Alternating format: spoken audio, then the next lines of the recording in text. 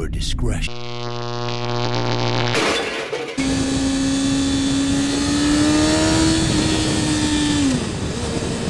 Hey everybody, it's dafobra, and this is a video response to a video that was made by Yummy R6,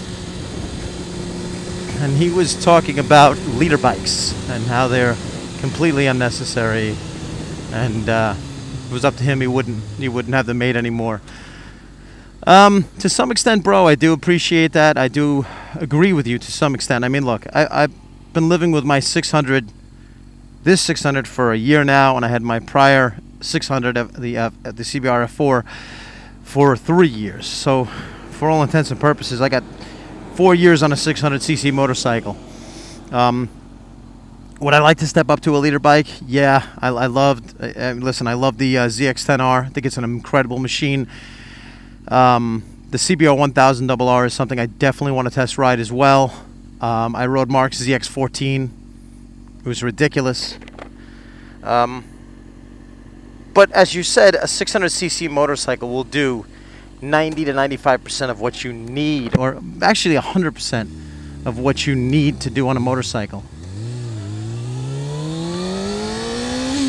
There isn't much that you need more power for. I mean, this bike right here will keep up with most of the cars on the road and get ahead of them, which, you know, many times we kind of have to do that to keep ourselves safe.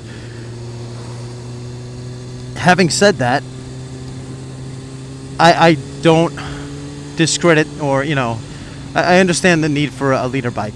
And I think that my next motorcycle, and I can't even tell you when I'm going to move out of this bike because I absolutely love this bike. But my next bike, I do see myself moving to 1,000 cc's. The ZX-14 was a little scary, I'll be honest with you. It had so much power, it was ridiculous. The ZX-10 felt a lot more controlled, and I think that would probably be the way to go for me. I love the way the ZX-10 looks. I love the way it felt. It felt a lot like this, just with more torque. So, but to say that they shouldn't make them, that's a little ridiculous. You know, the thing about a 600 is, you really need RPMs, and my 600 will keep up with, you know, Mark's 14, but I have to keep it really high in the revs. The other day we were riding, and I always joke about how ever since he got this 14, my gas mileage is suffering because I have to kind of keep up with him. And he doesn't ride ridiculously fast, but you know, it does have the power to go faster, a lot easier than I do. So when we were going down this road last weekend, and, you know, he blew by me. I was doing about 60, 65, 70, something like that. He blew by me like I wasn't even there.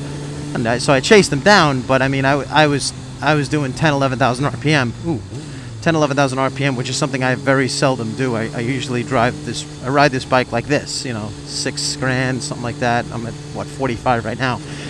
Because, as Yummy said, Yummy R6, he said, you know, when you're commuting, you don't really need that kind of power, and it's true. But you can also make the argument that these bigger displacement bikes don't have to work as hard to go the same speed that we're going on a 600. Especially as an R6, which is a lot more high-strung than my F4i. So I guess what I'm saying is, you know, do you need a leader bike or a hypersport 1400 or a Hayabusa? Maybe not. I mean, do you even need a 600? No. You probably make do with a CBR 500, or if you're commuting, what's wrong with a Ninja 300? So you can make the same argument for the 600. I think as Americans, we always go big or go home. We always do that. I mean, you go to Europe and they look at a ZX-14 and they think that's crazy. Why are you riding such a big motorbike, whatever they would say.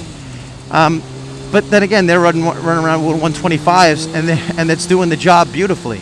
That's why the American market doesn't have those small displacement bikes. I mean, look at the disrespect people get on 250s. You know, they do. You know, you ride a 250, a lot of people would disrespect you.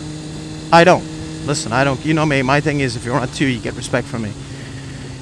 But yeah, that's my take. I mean, do you need it? No.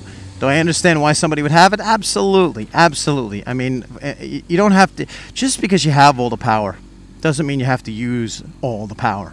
You know, I think that if you know, even with the ZX14, I know the way Mark rides it, he's not using the majority of the power that that motorcycle gives him, but it's there, it's larger, it fits him better, it's more comfortable. I'm not gonna run over. It's more comfortable for him, and I understand that. Would I get a ZX14? I don't know. I think it's like anything else. I mean, they could get used to it. You know, I used to have a 500 rear-wheel horsepower Mustang. You know what I mean? I didn't drive it at 500 rear-wheel horsepower all the time. Most of the time, I just drove it. I drove it the same way somebody would drive a Honda Civic. But, you know, to each his or her own. So there we go, Yummy. That's my take on what you said. I think you did it respectfully. I don't think, you know, you weren't really a tool about it. You told, this is my opinion, and I don't think anybody should give you grief for that. So figured I'd throw my opinion up there. All right, everybody, I'm gonna enjoy this ride. Take care of yourselves. See ya.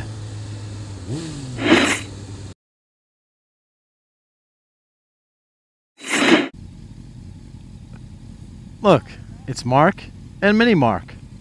How cute is that, huh?